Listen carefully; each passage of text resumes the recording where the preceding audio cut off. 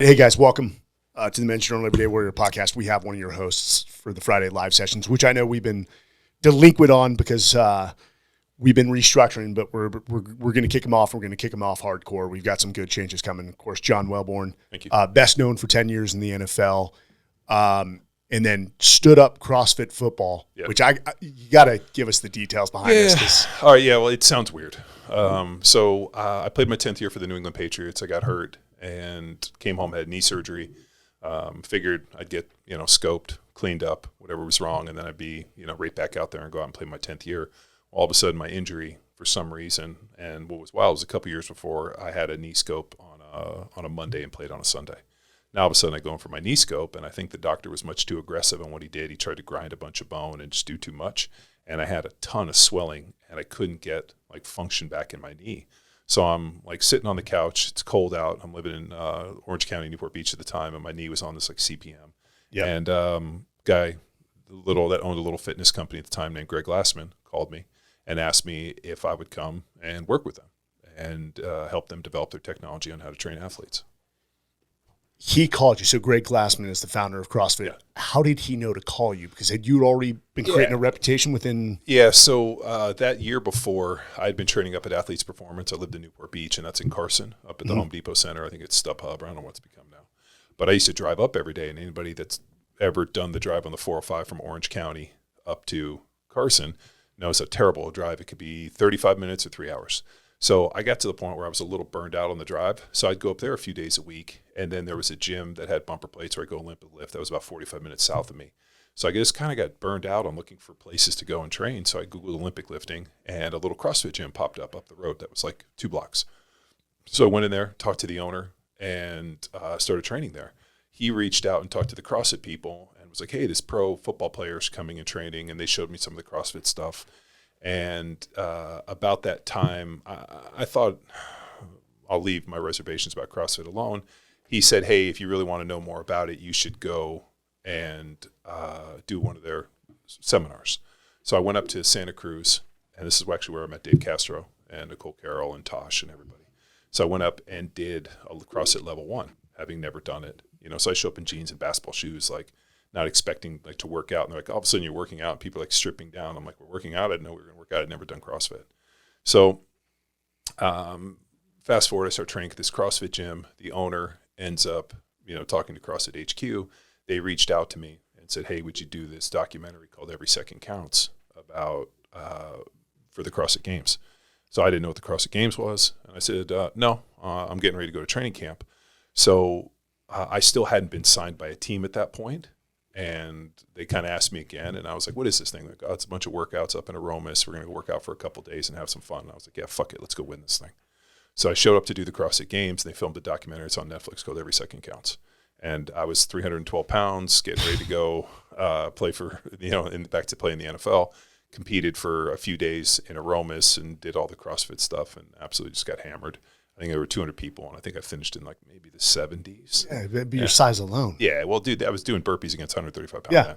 So, obviously there was nothing heavy. They had told me there was going to be at least a 315-pound deadlift. At the last minute, they turned it to 275 because Chris Spieler was who's 135 pounds. It was already double body weight, and they felt 315 was too much. So I do that, and then a few days later, I got a call from Baltimore Ravens. I went out there and tried out for them. They offered me a contract. I didn't like the numbers, so I came home, and the Patriots called, and I went out there and went, all through preseason, and I ended up dinging up my knee at the last preseason game and came home, had surgery, and as I was kind of just doing the rehab, teams were calling, and I kept telling them, I'm like, I'm not ready, maybe in week 3, week 4, I'll be better, and Greg hit me up and said, hey, would you come and work with us and help us develop our tech on how to train athletes?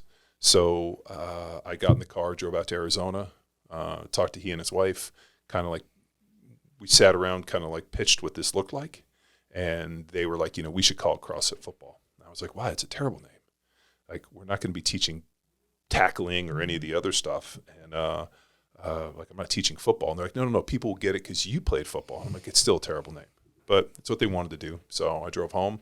30 days later, they said, hey, do you think, when do you think you'll be able to put up a website and launch and have programming and everything? And I was like, well, what's an acceptable amount of time? And they were like, as soon as ASAP, I said, give me 30 days. So I went home, Called a guy that I knew that designed websites and said, hey, I needed a website. I called my buddy Rick from Starling Gear and asked, hey, I need a logo. He sent me a logo. So I sent it to him. They put a website together, and then I went and developed programming. The problem is I didn't know shit about strength conditioning in terms of like methodology or physiology. I just knew from what I had done to play as how to execute what your trainers had given you in the past. Yeah, because I'm real good. Like, just tell me what to do and I'll do it. And, at certain points, I would always ask coaches, like, hey, why are we doing this? Like, how does hypertrophy work in this? And I knew enough physiology because I trained with bodybuilders and I trained and did all this, training. I knew that, train fast, be fast. I had spoken to Louis Simmons. I'd done the West Side stuff. I knew about compensatory acceleration. I mean, there were a lot of things in my training. I just never sat down and, like, looked at the physiology. So I started putting the program together. My wife, or actually my girlfriend at the time, who's my wife now, we went on vacation. And for like 5 days, I think we went to Mexico, and I brought all these books. And I just sat on the beach, like drinking a pina colada, and read like Super Training and Science and Practice, Sasquatch Science and Practice, all of these like training manuals, and sat down and I was like, okay, who am I? What do I believe and what do I want to teach? And then 30 days later, we came back and I said, I'm ready to launch. And we launched on March 31st, 2009. That first day, we got 17,000 hits on the page. I got something like 1,000 emails that day. From people that were curious about the program, and I responded to everyone because I just assumed that's what you do. Somebody sends you an email. That's what a startup leader does. Yeah, you just respond to all the emails. A lot of it was outrage because CrossFit, specialists are insects, and now all of a sudden there's like CrossFit football, which has a specific sport name, but is really kind of a power-based power athlete. And that was even the tagline that Andy Stump came up. I don't know if Andy came up with it, but he definitely liked it. Don't give him credit. Forging powerful athletes, because CrossFit was forging elite fitness. And I think when I pitched Andy, I was like, hey, what do you think of these taglines? He's like, forging powerful athletes will literally fucking fry Glassman's brain. He'll be so upset about it. And I was like, really? Is that a good thing? He's like, yeah, no, Greg likes it. That's funny because Kelly Stark said that Andy came up with the supple leopard. I believe he did too. Okay. Yeah. So he's got a talent for well, Andy's really good about saying some ingenious things off of the cuff. I think if he puts too much mental thought behind it, it crashes and burns. But like his first reaction is usually pretty good. And, so to take it back. So we launched that first day, we get all these emails, and then I started putting out a program and started trying to teach people about the methodology and what I was trying to teach, knowing full well that I didn't know what I was teaching, but I had a whole bunch of ideas, and I looked at it like a phenomenal sea monkey experiment. I had the ability to push out free programming, and people are going to do it, then they're going to give me feedback.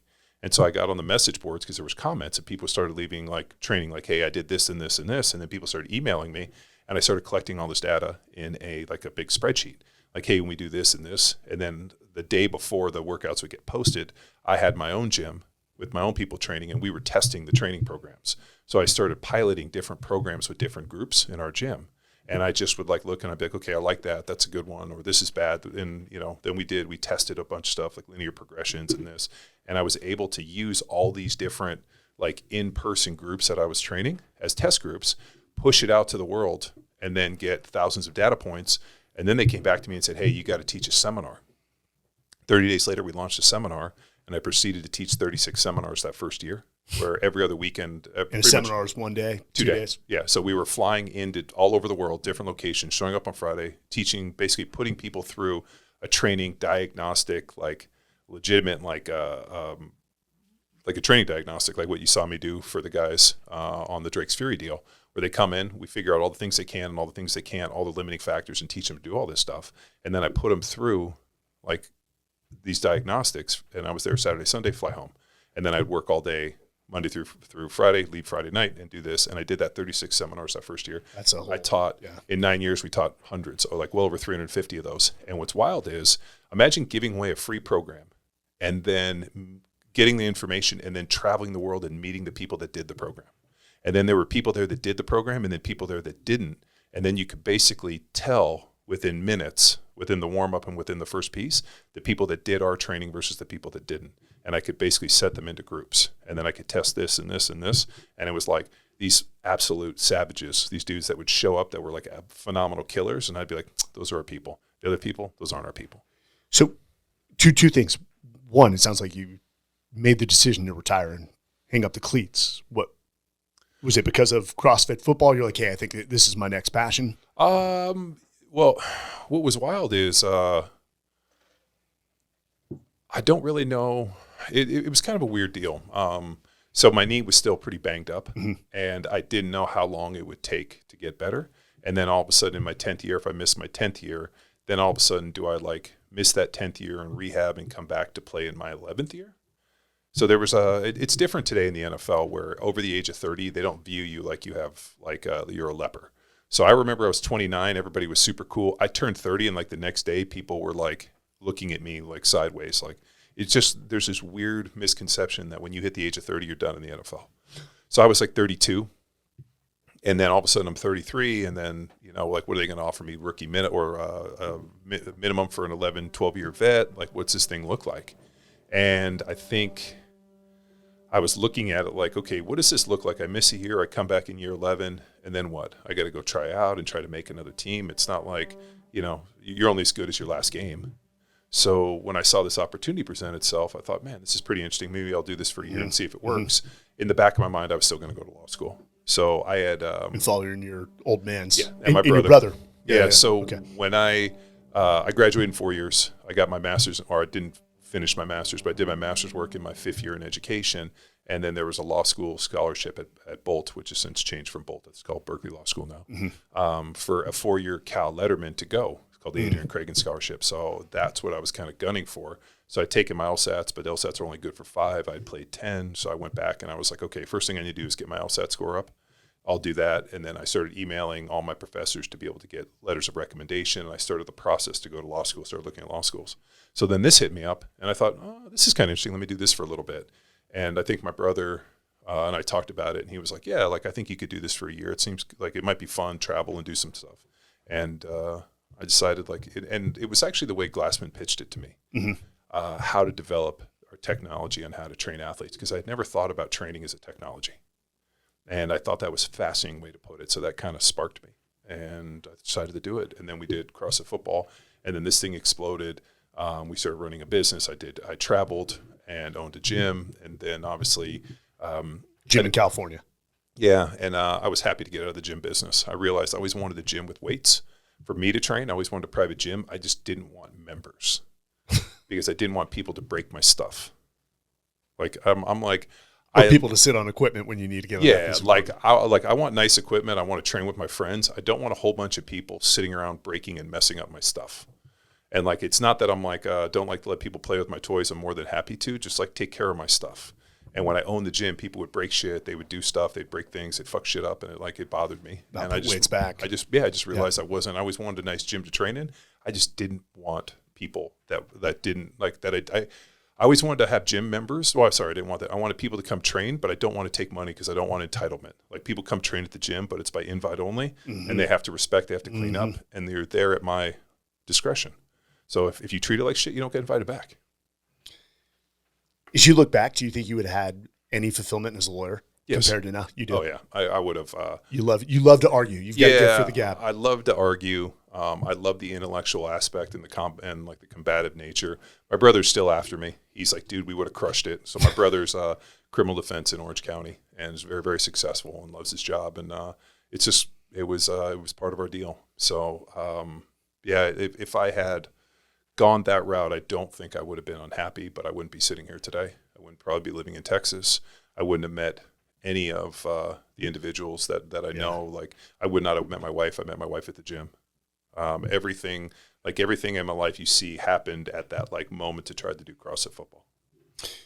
Your tribe would definitely have not been as large. No. I mean, you would have had your family, local community, guys from the league. Yeah, but what's fascinating is that original work that I did at CrossFit football was so benevolent in many ways because it was free workouts and helping.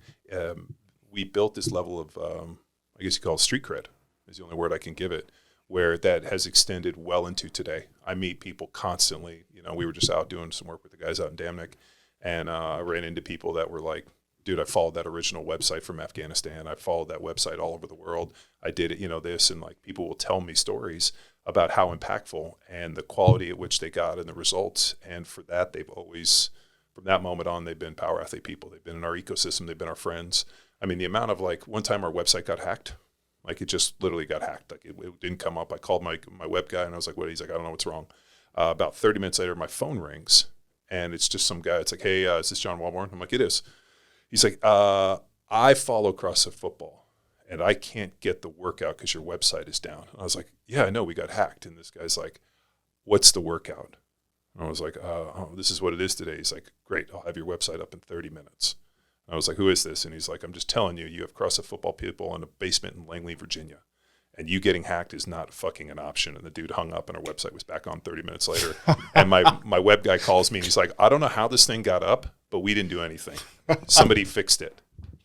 And literally, like, there was some dude in some basement that followed our stuff that did not want my website to get hacked. So he called and asked for the workout, and then it was like, cool, I'm going to work out. I'll get this thing done when I get back. God bless the agency. And so I was like, that's why I've always said we've had angels in places we've done by providing good information in this. I mean, the amount of street cred we've built with people will never know. That one of my good friends that I played the NFL with for a very long time, who's in the Hall of Fame, he was driving. He had a big van, and when they used to go out in LA or whatever, everybody loaded up in the van. He was driving. They were coming back, got pulled over at night on the CHP on the 405. All of a sudden, like, he hadn't been drinking, but there was a whole bunch of people in the van that had been drinking. Like, there was like potential for this thing to go up. And the guy walks up, license and registration, hands him the license plate, goes back to the car, calls it in. He's like, what the fuck's going to happen? Like, we're in this van. There's a whole bunch of like black dudes and chicks. I mean, like, like, this isn't like shit could go south at 2 a.m. in LA. And the guy comes back to him, hands him the license. And he was like, you played with John Welbourn? He's like, you did. And he's like, give him a call for me. We all follow CrossFit Football and we love him. And he handed him his license and he drove away. And he called me on the phone and was like, dude, what the fuck is this that you do? I was like, we provide good information for free on CrossFit Football. And then we moved it over into Power Athlete. But Power Athlete as a company has provided training resources for a lot of people that are in really interesting places. I have no doubt we're going to help blow you up a little more once we start getting this content on without giving away the farm on Men's Journal, but you'll also be impacting a lot of people. Let me ask you this. So, Rob, what was the Olympic lifting coach that broke from CrossFit pretty publicly? Greg Everett. No, not Greg Everett. This guy was an Olympic lift coach, sort of goatee, gruff voice. We've mentioned him before. We used to bring him into the command. Mark Ripto? Yes. Thank you. He's not an Olympic. Well, he was an Olympic lifting coach, but he's really just like a barbell powerlifting kind of starting strength. Yeah. So you said you had a program to CrossFit Football that was periodized. It was also on an acceleration pathway. One of the most common critiques of CrossFit that I've heard is, one, you're making people instructors in a day or two, and they're opening up their own places, is that the workouts were so random, people were getting hurt. Yeah. So what I did is I virally infected and destroyed CrossFit. And I know this because Greg Glassman had about a dozen drinks and went face down in his soup. And right before he went face down in the soup, he screamed, "You destroyed CrossFit. You virally infected CrossFit, convincing people they needed to be strong. We were fine with them being elite before you." And then he went face down. So your success. Well, no. So before CrossFit Football, people showed up and there was just one workout. Mm-hmm. When I programmed CrossFit Football, we programmed strength and conditioning. So I took a very, very well thought out strength template program and mixed it with conditioning and sprinting and plyos like you would see professional athletes. You can't walk into a single CrossFit gym, all 12 to 15,000 of them around the world, without seeing a strength workout and a conditioning workout. So when you walk in, there's no just one workout. Before, strength was just another element of fitness. I've always believed strength is a platform at which life is built. Strong people do things better. They survive. They're more durable. Muscle. Yep. Gabrielle Lyon, the biggest organ we have is muscle. I've long been a proponent of being as big and muscular as you can, but being able to utilize it and be as efficient as possible. So did that relationship ended poorly? And that's it's because, he basically invited, somebody in to his community, because I was the only licensed version of CrossFit where I had my own version of CrossFit. Everybody else was like, there was Olympic lifting, which was an element of CrossFit. There was running, which was an element, kettlebells, gymnastics. They were all elements of CrossFit. I was the only licensed, Greg Glassman said, build your own version of CrossFit, build your own community, do your own. And I had my own method. Oh yeah. And to the point where I remember the lawyer came to me and he's like, hey, we have to protect the brand. And I was like, yeah, no, what I'm doing is destroying your brand, because your brand is functional movements performed at high intensity. My brand is not. So by having CrossFit in the name, I'm basically eroding your base, your base concept, like what you've built, like the platform in which you've built the house of CrossFit. I erode that. How can you let me do this? Not intentionally, not with malintent. No, not with malintent. Yeah. They asked me to do it. But even I realized it. And when the lawyer came to me, I'm like, oh, I was amazed that you guys let me do this. And I've forever been amazed. And the lawyer like took a deep breath. He's like, you understand? I'm like, 100% I understand.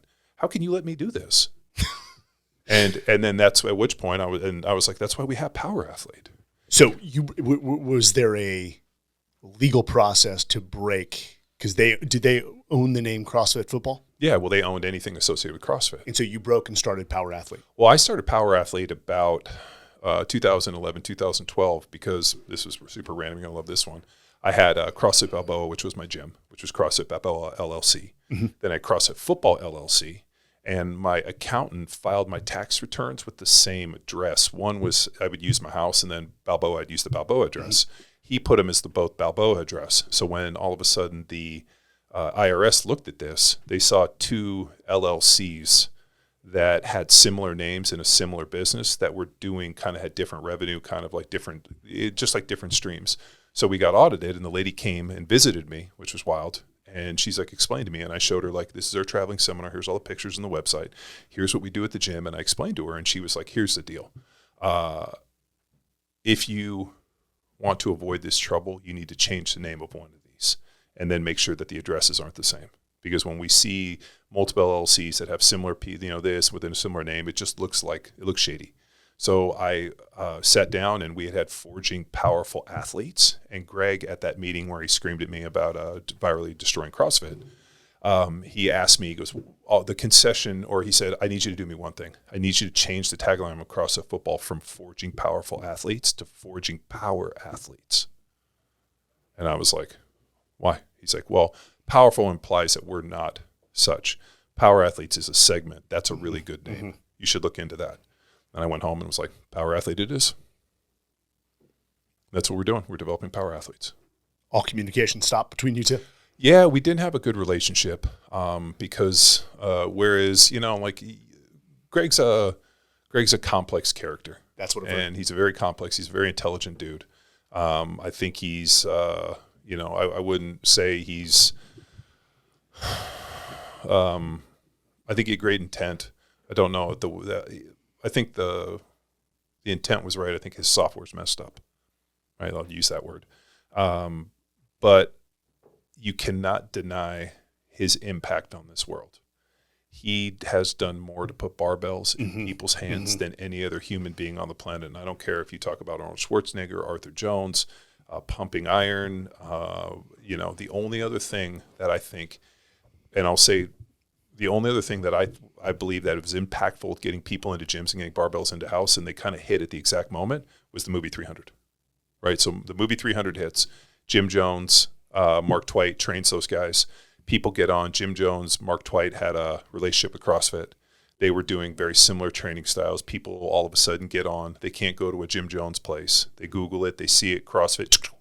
It was like Facebook started, YouTube started, 300 hit. CrossFit was in this infancy, was in this perfect deal. It had this kind of fight club mentality where it's like, if today's your first day, you got to fight. It's a dingy kind of, you go in, garage gyms, tires outside. Community, though. Community, yep. Fucking diehards, because, there's definitely building community through shared suffering. I mean, we found that putting people through butts, right? You want to bond a bunch of guys? Hardship. Look at The Dirty Dozen. Yes. One of my favorite movies ever. Lee Marvin, if you guys haven't seen it, go watch The Dirty Dozen. Has Charles Bronson, Jim Brown, This generation is missing out on so many good flicks, from The Dirty Dozen to Cool Hand Luke, that actually need to start. They need to start being played in grammar school. Dude, The Dirty Dozen is one of my favorite movies, and I remember like the big dude Posey, and it had Telly Savalas. I mean, that was one of my favorite movies. But like, they put those guys. Remember, they took away their hot water and they're feeding them, and he's like, "Well, it's hot. I might have stepped in it or something." I mean, there's so many great lines, but like, there is something about building community through shared suffering. Yes. And it became like, I always think with religion was doing this, CrossFit did this, but on Saturdays we go work out. We'd go to the box. We would train. Everybody would hang out, and that was our community piece. That's an interesting point. Is I would rather have a group of good-hearted, kind, respectful people that on Sunday went through hardship together than sit dressed in your best Sunday dress, listening to a sermon that half the time I'm just like, it's not relevant. Yeah. It's not applicable. You've lost me. I mean, on a Sunday you go in and you rip your hands, tear your calluses, and you're feeling the sting. And, I mean, there's something to that. So I we hit this thing at an amazing point. Like I could not have, I couldn't recreate the magic in which I came from in this idea.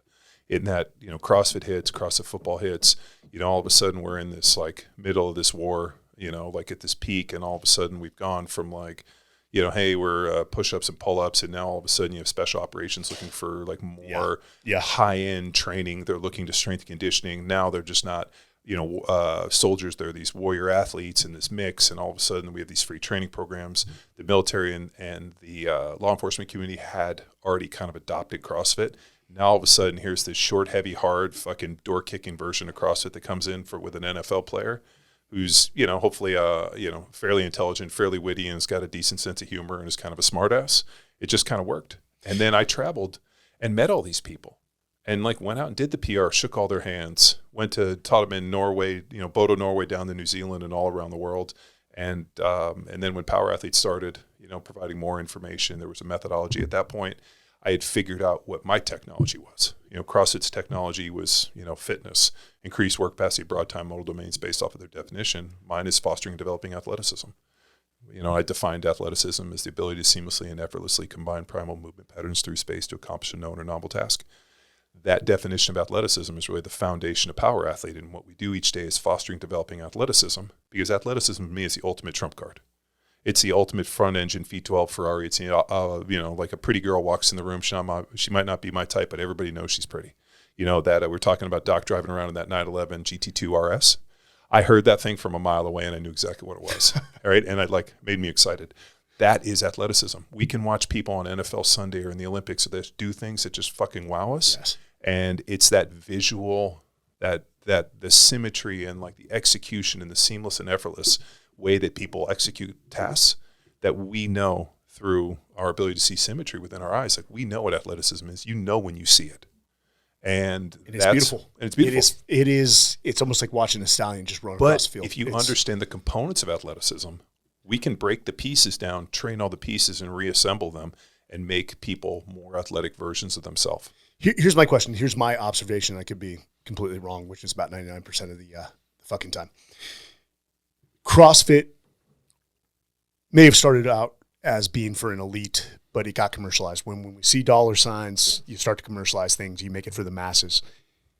It seems like you've not tried or don't want to take Power Athlete to the masses.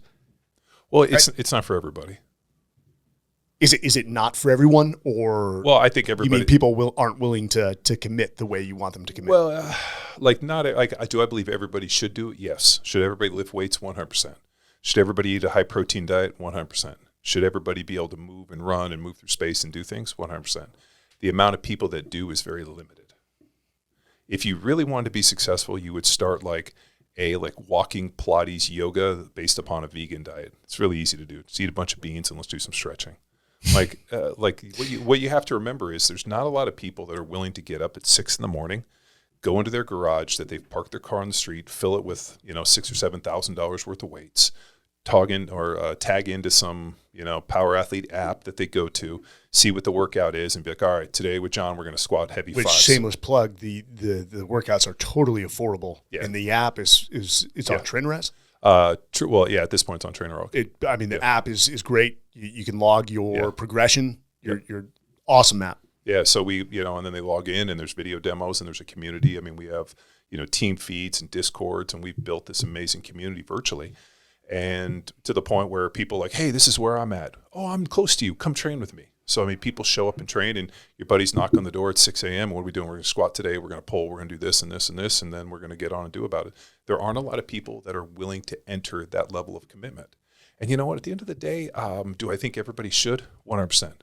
Do I need everybody? No.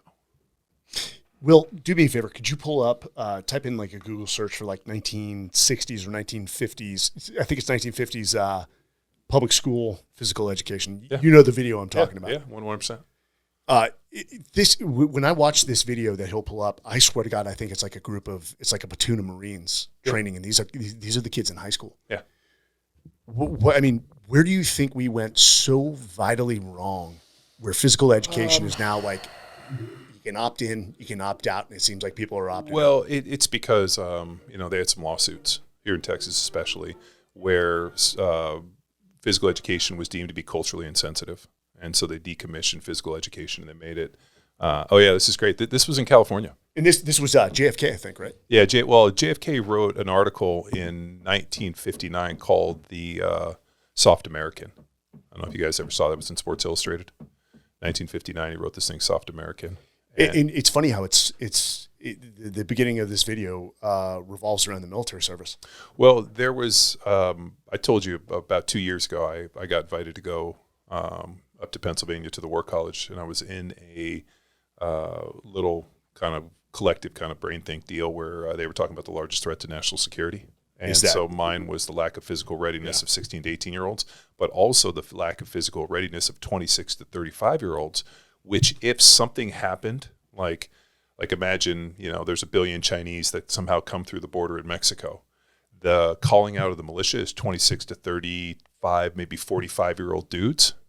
The lack of physical readiness of those individuals I viewed as almost a larger threat because but then again, you think here in Texas, there's a lot of hunters. Mm-hmm. And like the hunting population, I mean, they had 3 million deer tags, in South Carolina alone. Those individuals, if you were to call out the militia, those are the guys that you call out. Oh, I know. And here's the thing is there's like hunting doesn't require anyone to be physically fit these days. They get on a side-by-side and drive out. And I have... You know where I'm going with that. I have a lot of guys that are start following our program because they're long-range hunters.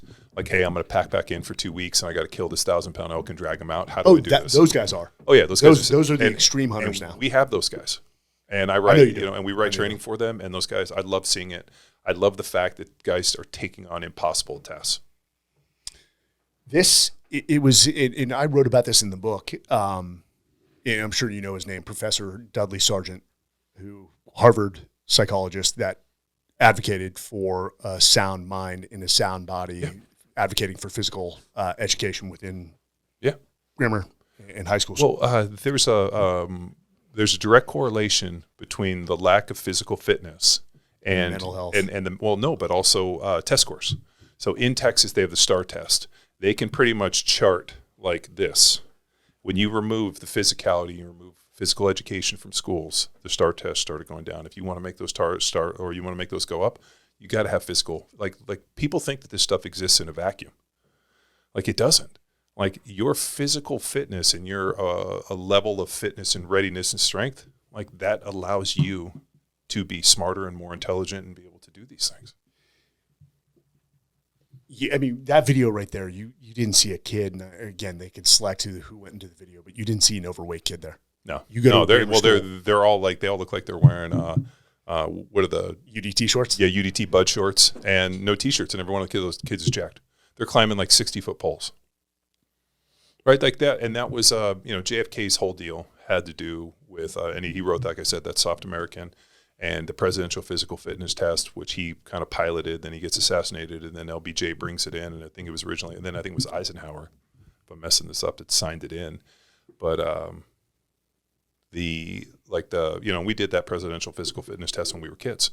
Remember, it was like the breakneck was like the pull-ups were always the motherfucker. And the flex arm hang. Always. Yeah, like the flex arm hang was always that's how I passed. But it was like push-ups and that. Like that stuff is a real deal, man. But am I promoting, like, here's the thing, like my flavor has never been for everybody. I used to always joke that there's people that like me, like there was a old country song that was like, some girls don't like guys like me, but some girls do, kind of a deal. Like I always liked that line because there's a type of person that digs what I preach and what I'm pushing out. And there's a lot of people that don't. And, at the end of the day, like it's really easy to figure out who your tribe is, like we were talking about community or tribe. Mm-hmm. The reason that men over the age of 40 kill themselves at insane rates has to do with one thing. As men age, they start becoming these curmudgeons, and they start kind of becoming these lone wolves, and they become, overly crystallized, and, they all of a sudden, like the neural pathways get crystallized and they get stuck in their ways. And you can almost look at a guy's haircut at about 26, 28, and his haircut never changes. And it's because that's the moment he crystallizes. And he only wants to hang out with this. And then all of a sudden he isolates himself. And this is why guys are so lonely. That's why you need tribes. You need something to buy into. I watched something the other day where this guy's like, the reason men kill themselves is they don't have friends. They said something like 7 out of 10 men do not have somebody that they could call. Hey, here's something terrible that happened to me. My wife got cancer, or this and this and this. There's 7 out of 10 men that don't have anybody to call. When they asked them if something terrible happened, do you have somebody you could pick up and call and talk to about it? 7 out of 10 men said no. How sad is that? At that, this is kind of hilarious, but so my daughter got into trouble at school last year, or maybe it was 2 years ago. And she came home and I gave her this whole talk about like, people know you by the company you keep, birds of the feather. And if you're hanging around with the wrong kids, you're going to get painted with that brush. Yes. And you are the sum of the people you're around. And we got in this whole talk. And so one of the guys that worked for me, kind of an interesting dude in a lot of ways. I'm not going to name his name, but had a lot of personality flaws. And she said to me, well, look at the guy you're hanging out with at work. Like, you hang out a lot with him, and he's got a lot of personality flaws. And she said it to me, and I was like a dagger in my heart. I was like, oh, shit, she's right. Touche. So at that moment, what did I do? I went out like immediately and got friends. I went out, and that was when I reached out to Shanji, started doing, Brazilian Jiu-Jitsu. Matt, I reached out to Matt. He lived up the road from me, and I was like, dude, you want to train together? So I brought him into the fold because I wanted him to teach wrestling. And like, Matt's like best dude, older brother, had followed CrossFit football, found us in 2009, and lived up the road from me. And our kids went to the same school, and we weren't friends. And I looked at him. I was like, how come we're not good friends? You're like, 1, we have kids the same age. 2, you're like lifelong CrossFit football guy doing it in your gym 2 miles away from my house. Why aren't we training? And you wrestle and do jiu-jitsu. Come on. So we became friends. I started training Victor and the Six Blades guys. And so I took on that whole training thing. I started going out and doing this. Agreed to come on your podcast and this, and just met other people. I realized that I didn't even intentionally do it. I just got so stuck in dealing with my wife and my kids and the land that I managed on our property and the shop and all the things within life, started occupying my time. And the one thing that just got removed was friendships and having a tribe and a bond. And I realized shit, I can go in my truck and weld and do all these things, but I'm doing it by myself or with DJ. This isn't good for me. And hanging out with the guy that was working for me and the couple guys that work for me, they weren't allowing any growth because I see them every day, and their own personality flaws were there. I'm in that space right now because one, you started out 2010, 2011 building your businesses. 2009. 2009. Yeah. I'm there right now to where my friendships have been degrading, but I've heard this from every entrepreneur, like you included. Yeah. And then hopefully I'm hoping after we get some stability and repeatability, that I can start, fostering those friendships again. But my communication, and you know this about me, I don't communicate with anyone because I'm constantly focused on the businesses, making sure that revenue's coming in to put money on their tables. Yeah. It's awful, but in my DNA is structured for a tribe. But you bring up Matt, that guy intrigues me. Yeah, he's a good dude. One, he's like you, wicked smart. Yeah. Cornell and Hofstra MBA in a degree of finance. That guy could have easily went UFC and probably competed at the level. Yeah, he was legit heavyweight. Obviously wrestled at Power 5 school, played football at Cornell, got his degree, and went and worked on Wall Street. And now he's a bond trader. Super smart, but yet a complete meathead.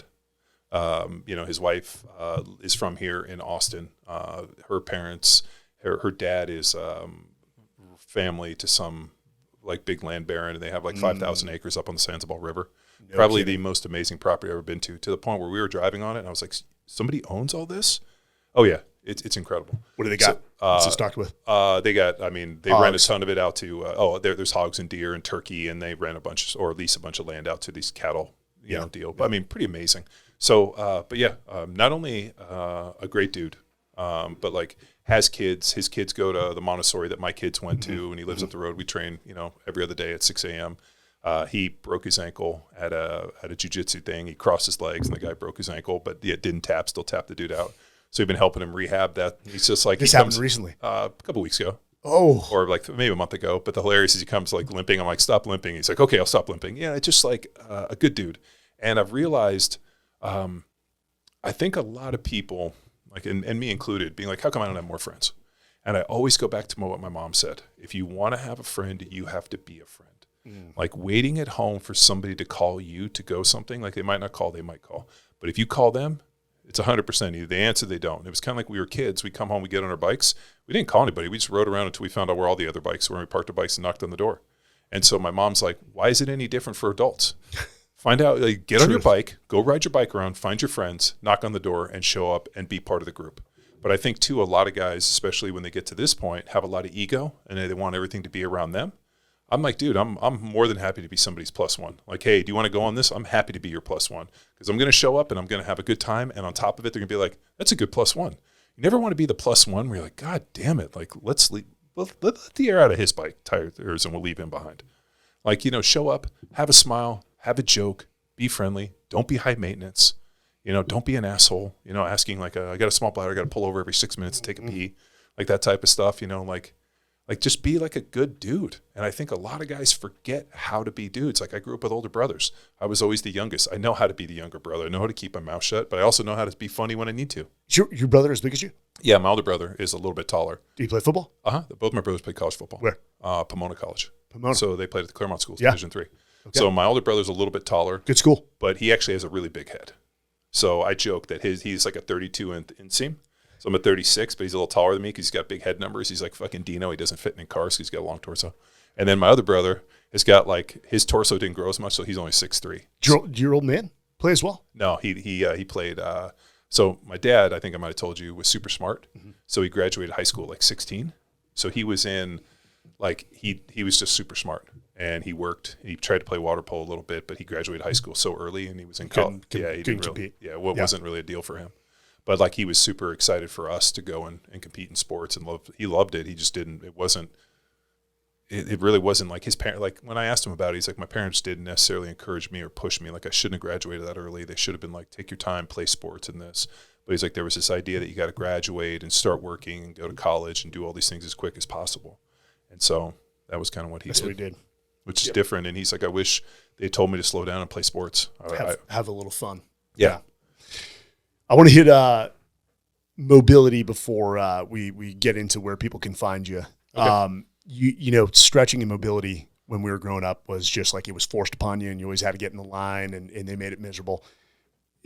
Mobility, agility, I mean, when did you start to take ownership over that rather than being told to do it? Like when did that become important? With age? Injuries? 6 years old. So so that's odd. My older brother he's 6 years older, so he was 12. He got beat up by a local bully, and came home, told my dad, straight up Karate Kid style. My dad took my older brother down to this like martial arts dojo, this Japanese Shotokan place. Yes, okay. So he took my brother down there, and about 3 weeks later, he just like took me and my other brother. And it was old school, like the whole dojo was like a wooden floor like this. Mm-hmm. The old Japanese dude had like a bamboo bokken stick they used to beat us with, and we used to have to like sit on your knees in like basically like sumo sit, or we call it samurai sit. So you got to sit on your feet, and you'd have to sit on this hard wooden floor, and then he would do the demos, and you had to like shin hop and get up, and we'd do all this stuff. And a big part of our thing had to do with like flexibility, and I was always fascinated by flexibility and more like mobility, right? Just for the fact that like I saw people that were really flexible, but they weren't flexible under load. So I always wanted to be flexible while I was doing athletic things. Like when you watch all of a sudden you can see somebody like put their leg over their head, but then all of a sudden they kick and they can't get it there. So like being flexible wasn't necessarily a benefit. Having incredible like flexibility under load, which I think you call mobility these days, where like now all of a sudden I can kick my leg up and do this. And so we were looking to be more flexible as better movers for Shotokan, which had a lot of things called katas, which is like it's kind of like a dance almost. And we would have to work on these. So we would do all of our kicking and punching and all that stuff. But then when we would go to test for belts, you had to memorize this kata, and the kata was how we got more belts. So there was like this whole kind of repetition deal. I just like the punching thing. And then when I was 10, I thought kicking was dumb, and I wanted to get into boxing, but there wasn't a boxing place close I could ride my bike. So then I went to a kickboxing place that had a ring, And then when I was 14, I ended up started to train with this boxing coach, and that was what I did through high school when I was playing football. And then when I went to Cal, we trained with the Cal boxing team in the off season, and then we did a bunch of boxing stuff in the NFL. I know for probably a lot of listeners, myself included, I never put a precedence on mobility or flexibility as a whole. It's one of those things that you don't think about until you really need it. Yeah, that's preparedness. Yeah, I mean, so like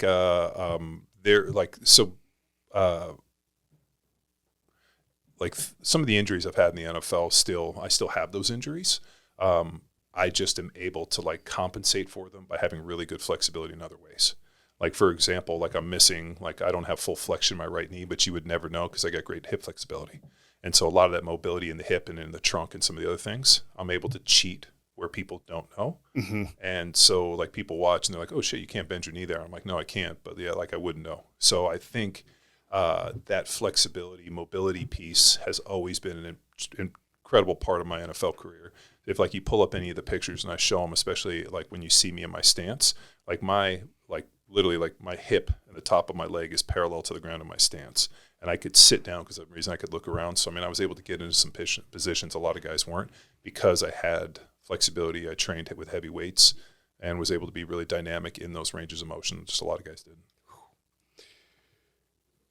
So you have made a very dubious claim of being, 300 pounds and 8% body fat? Yeah, I was 306 I was 282 pounds of lean muscle. Will, what do you think? You think? Can you produce documentation on that? I can show you pictures. I don't think I actually have. I should have taken. So this is pre-cell phone picture stuff. So this was like we didn't have iPhones, so I had like BlackBerry. So I don't really have I'm pretty upset because there was a lot of training, a lot of things that we could have. So I mean, I do have some pictures from back in those days. It's a picture when he was with the Eagles. He's in the 3-point stance. The vascularity in your arms is ridiculous. Yeah. No. So. Yeah, so, I mean, it's hard to have that level of vascularity. What percentage do you think you're probably the most fit lineman? Yeah, I would make that claim. In the NFL. Yeah, I would make that claim. So when the Eagles got their new facility, I was training down in Florida at the time. The Eagles got their new facility and they wanted to bring all like the media in and do like this like big like walkthrough of the new deal. Of course. So they flew me in to do the news demo. So like Rick Burkholder was the trainer, was like, hey, can we fly you in? Like the media's coming and we want you to be like the demo guy going through with the pull-up and everything. And I kind of laughed and I was like, okay. So I flew in. So basically you're a male model. And then I also did it for Mark Verstegen for Athletes Performance. They had a big like media thing with the with like the local news and all that. And they were always like, hey, can you do all the stuff for it? I think there's a better one where you're still, but yeah, I mean, so you literally had abs. There you go. Yeah, one right there. Yeah, go to the right there. Go down. Go back. Oh, yeah. There's that. No, if you go down to the left, go down a little bit more. Let me see if there's a picture in there. Go up. Is that you practicing? Yeah, go up. Oh, yeah. Go to the right. Yeah, that one. Click on that one. So that's a pretty good one. You see a pretty good, but you see, all right, you see the, all right, do you see the position I'm sitting in? Yeah. How much lower you are than... Yeah, so like the top of my leg and my hips are almost below parallel. Look at the guy next to me. I'm 4 inches taller than him. He's 6'2", and I'm 6'6". And he's got no mobility in his hips. But look at my head. My head's like 3 inches below his.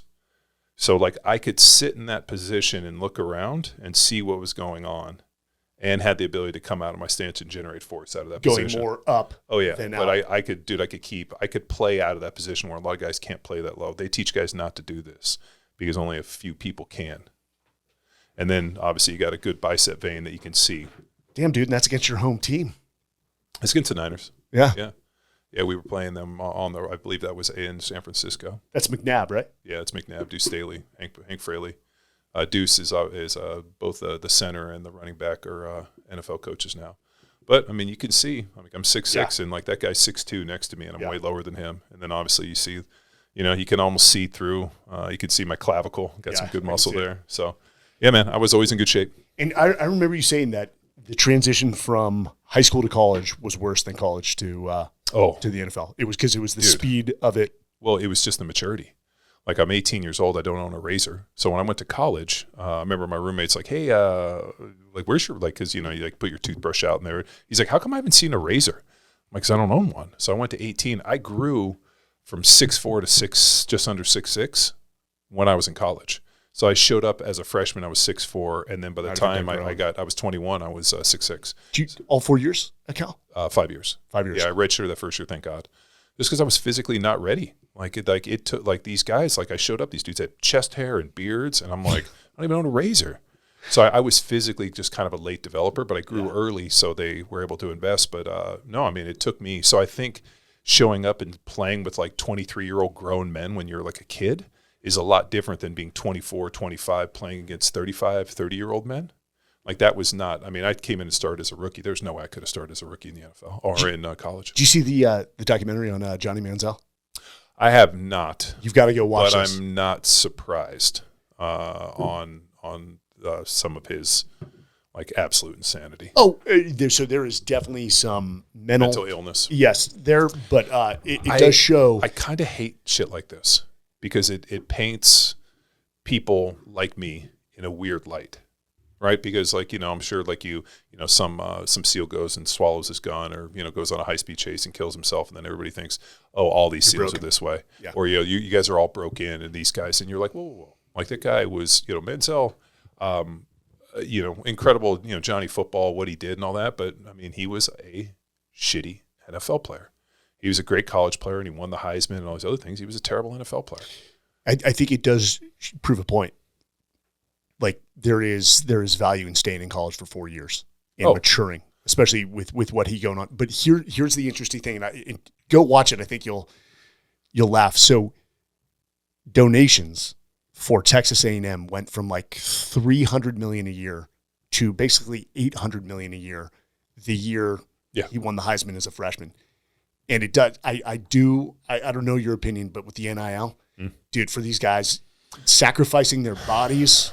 And I know you're probably conflicted because you didn't have it. Well, I would have been happy with just full training table. If you could have paid 3 meals for me, because our scholarship check, we were like below the poverty line. Like we were struggling to eat. I remember, whenever recruits would come, like if you were, the reason you would host was they would take you out to dinner and get to eat meals. I remember like showing up to be like a +1 and them being like, you can't eat. It's a violation. And I'm like, yeah, but there's all this food. It's a buffet. Like we could all eat. And they're like, no, you can't eat. It's a violation. You have to go. And them kicking us out of like a full deal. And we're like scholarship players, and they won't even give us a free meal. Like it's fucking bullshit. And you know what? The NIL thing, I personally think the Peyton or old man Manning did it smart, where he basically took all the money they were paying the kid, put it in an account, and it's like that money will be there, but he's not going to have access to this money. Yes. We'll give him enough to live, but he's not driving in a fucking Lamborghini. Yeah. And I really think that the pressure of college and like that struggle, like there's no way to, like, was it good? Yes. I think you have to go through that struggle a little bit. It's building adversity. Yeah. Right. I'm nervous when we don't have adversity or struggle, because a lot of these kids are going to make probably more money in college than they'll ever make in the NFL, because the NFL is such a small little, like it's like showing up to a party and your name is probably not on the list. Like everybody gets invited and they're going to show up and be like, yeah, you're not on the list, and you get to go. Or you might even get into the party and somebody taps you on the shoulder after 10 minutes and it's like, you got to go. And very few people are going to get that opportunity, but there's a lot of opportunity for these kids to get paid in college, and I think that they should. The schools are making so much money, and the NCAA, the way they treated, if they would have just paid players and not let it like force us below the poverty line, none of this would have happened.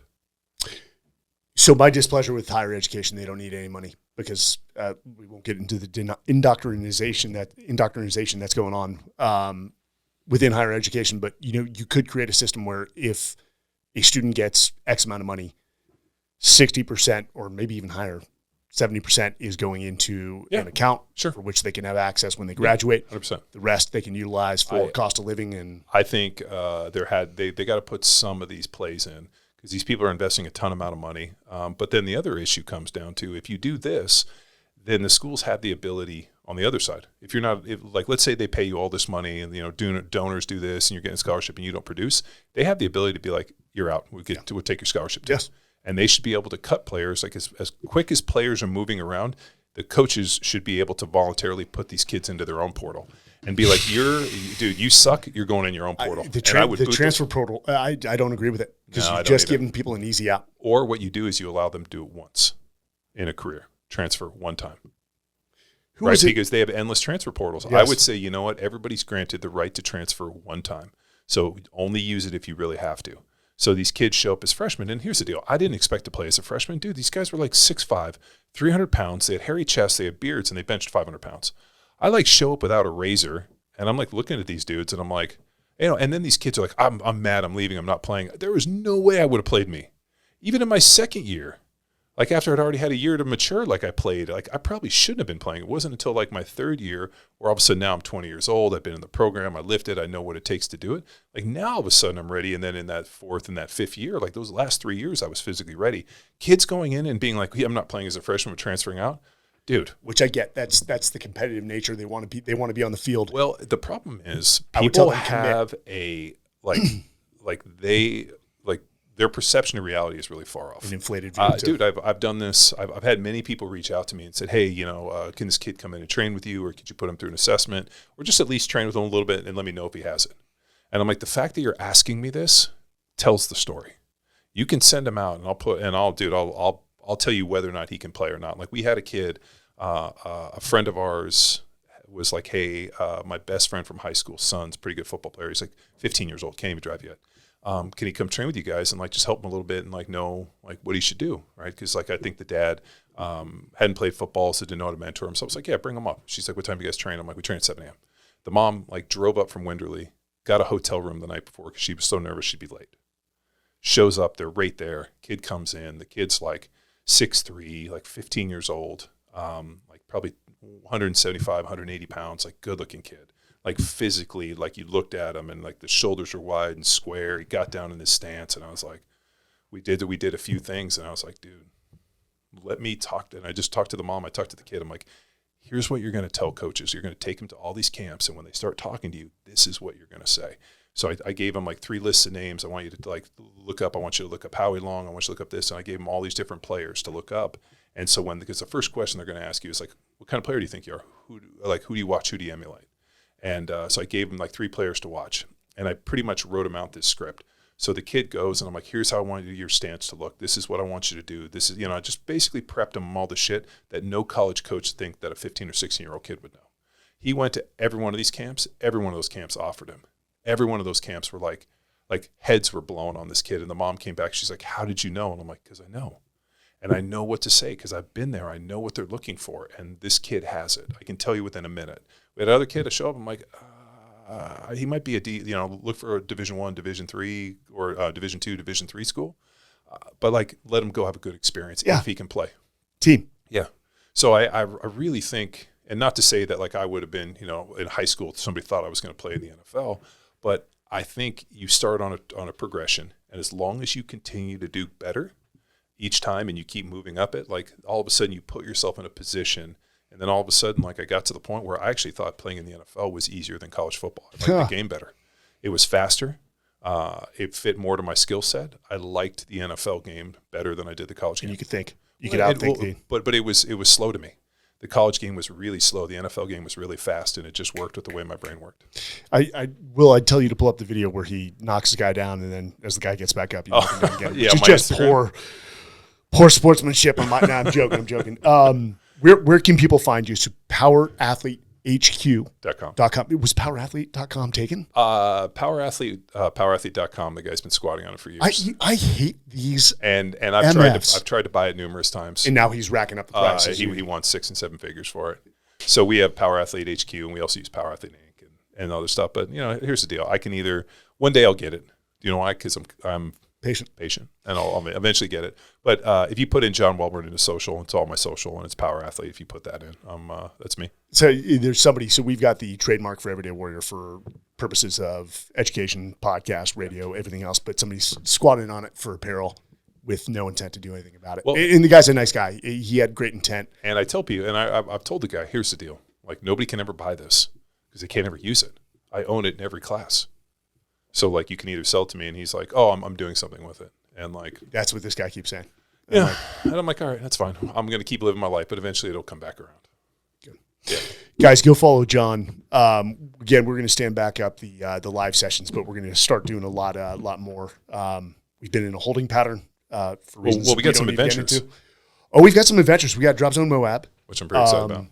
We've got to see if we can tandem you in. The weight is the limiting factor. Dude, find me the weight. If I got a diet, I'll diet. I think I was 272 today. So if I could lose another 10 or 15, if I could be like in like the low 260s. So I've got to ask Nick and Boots the weights on a standard tandem rig, but I think they got to get the tandem heavy for you, which exists, so it's not a big deal. But we got to get you on a 360 solo because our mutual friend, he's not as tall as you, but he's jumping combat equipment, so you got to be in the same frame. And even if somebody else has to jump in your pack, we can do that. That's normal. But we've got some good adventures. I think we've got to lock in with Shinedown to go work out with them in December. Yeah. And then what's good is for Power Athlete Radio, I have banked the entire year of Power Athlete Radio. So we powered it, and you've got 1 full year every week into the future. Yeah, into the future. And so we banked it through January. So I'm done through January. So you're not doing any podcasts until then?